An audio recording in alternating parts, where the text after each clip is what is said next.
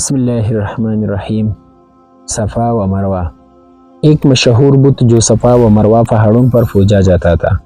یہ وہ بت ہیں جسے لوگوں نے اپنے ہاتھوں سے نہیں تراشے تھے، بلکہ یہ جیتے جاگتے حقیقی انسان تھے۔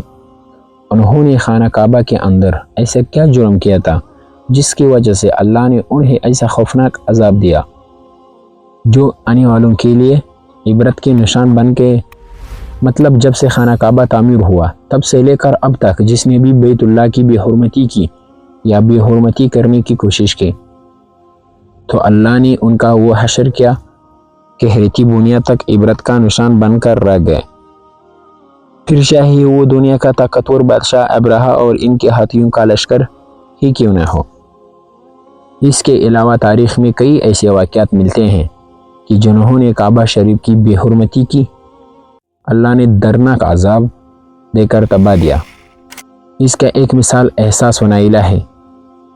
صاف بن یالہ اور نائلہ بنت زید دراصل قبیلہ بنی جرہم کی ایک مرد وزن تھے۔ نائلہ ایک خوبصورت اور حسین لڑکی تھی جو اپنے قبیلہ میں یمن کے کسی علاقے میں رہا کرتی تھی۔ یہ خوبصورت حسینہ قبیلہ بنی جرہم میں اپنے حسن کی نمائش کیا کرتی تھی۔ وہ فاحش لباس پہن کر گھر سے نکلتی تھی اور قبیلہ کی نوجوان اس کے پیچھے پیچھے چلتی تھی۔ ہر کوئی اسے تعلقات خواہش مند تھا۔ انہی لوگوں میں قبیلے کا سردار کا بیٹا بھی شامل تھا جس کا نام اصاف بن یالہ تھا۔ اصاف اور نائلہ آپس میں محبت کر بیٹھے اور یہ محبت بہت ہی جلد خباثت میں بدل گئی۔ انہوں نے آپس میں ناجائز تعلقات قائم کر لیے اور جب کبھی موقع ملتا تو دونوں زنا میں مجبور ہو جاتے۔ اس طرح یہ سلسلہ یوں ہی چلتا رہا۔ جب ان کے گھر والوں کو اس کا علم ہوا تو وہ ان کے خلاف ہو گئے، جس کی وجہ سے ان کے ملنے پر پابندی لگا دی گئی۔ ایک دفعہ کا واقعہ ہے کہ بنی جرہم کا ایک قافلہ حج کرنے کے لیے مکہ کے لیے روانہ ہوا تو یہ دونوں بھی اس قافلے کے ساتھ حج کے لیے چل دیے۔ قافلہ مکہ پہنچا اور یہ حج کے ایام تھے۔ انہی دونوں کا واقعہ ہے کہ ایک روز کعبہ میں لوگوں کی تعداد بہت ہی کم تھی اور آس پاس کوئی بھی موجود نہ تھا، لہٰذا شیطان نے ان کے دلوں میں وسوسہ ڈالنا شروع کر دیا۔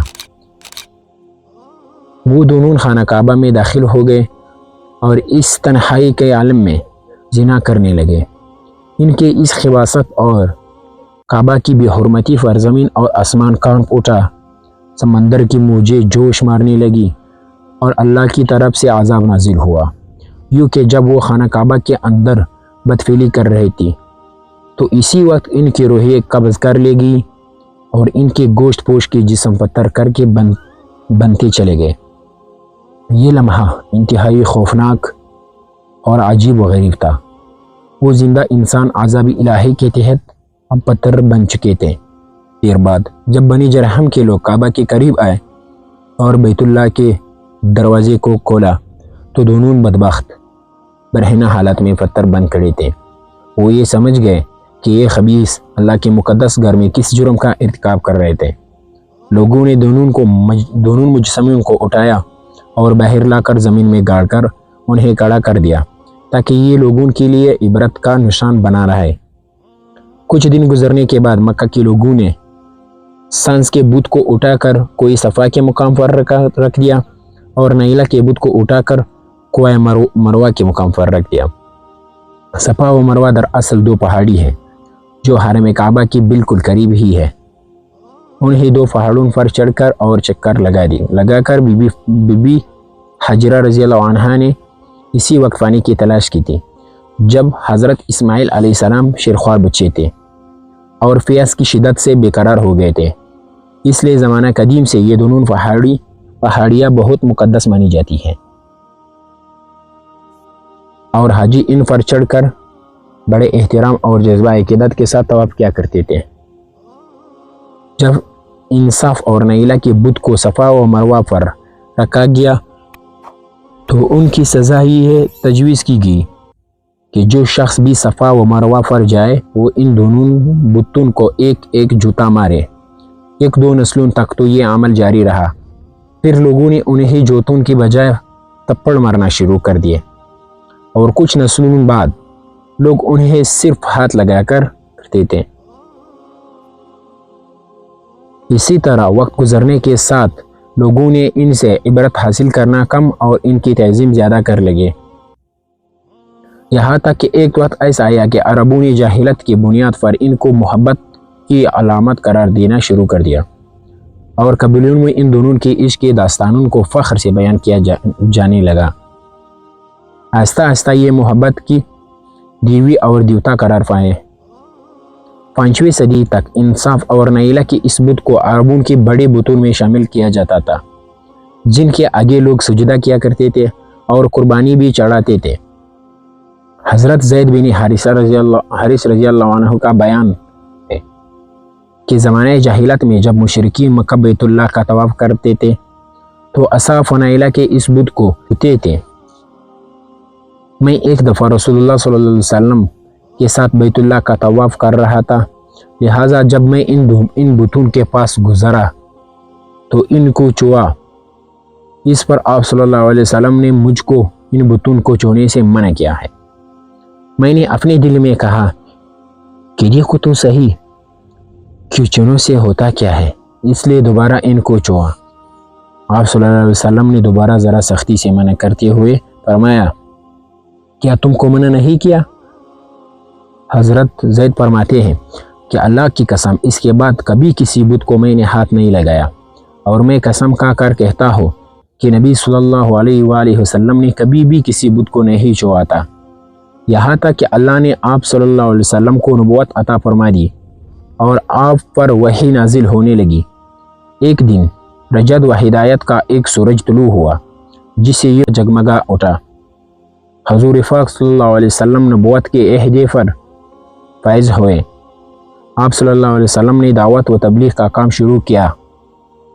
ہجری میں جب اللہ نے عرب میں دین اسلام کو غالب کیا اور محمد صلی اللہ علیہ وآلہ وسلم نے مکہ فتح کیا تو آپ فتح کے بعد حرم شریف میں داخل ہوئے اور اپنے بھائی حضرت علی رضی اللہ تعالیٰ عنہ ساتھ مل کر تمام چھوٹے بڑے بتوں کو توڑ ڈالا۔ آپ بت توڑتے جاتے اور فرماتے جاتے کہ حق آ گیا اور باطل مٹ گیا، بے شک باطل نے مٹ جانا ہی تھا، یہاں تک کہ خانہ کعبہ کے تمام بتوں سے پاک ہو گیا۔ پھر آپ صفا اور مروہ پر تشریف لے گئے اور احساس و نائلہ کے اس بت کو اپنے مقدس ساتون سے توڑ ڈالے۔ ہم نے دیکھا کہ اس صاف و نائلہ کے اس بت کو لوگوں نے بطور عبرت صفا اور مروہ پر رکھا تھا، لیکن شیطان نے انہیں ایسا گمراہ کیا کہ وہ ان کے پوجا کرنے کے لگے۔ صرف یہی نہیں بلکہ زنا جیسے بدترین جرم جسے کعبہ شریف کے اندر کیا گیا تھا، لوگ اس داستان کو فخر کے طور پر بیان کرنے لگے۔ یونا تو یہی چاہیے تھا کہ ان کے اس بدفضیلی پر لعنت کی جاتی، لیکن عربوں نے اس گناہ کو داستان عشق بنا دیا اور احساس و نائلہ کو ایک رول ماڈل کے طور پر پیش کرتے لگے۔ بالکل اسی طرح آج کے اس فتنے بیرے دور میں یہی کچھ حالات نظر آتے ہیں، جہاں اگر کوئی شخص کسی طرح کا سنگین جرم کرتے تو لوگ اسے ہیرو کی طرح بطور نمونہ پیش کرتے ہیں۔ فریڈم، آزادی خیال اور لبرلزم کے نام پر ہر طرح کی خباثت اور برائی کو خوبصورت انداز میں پیش کر کے اس کی بھرپور تائید کی جاتی ہے۔ اللہ رب العزت سے دعا ہے کہ اللہ ہمیں ہر قسم کی برائیوں اور فتنوں سے محفوظ رکھے اور شیطان لعین کے وسوسوں اور چالوں سے حفاظت فرمائے۔ السلام علیکم۔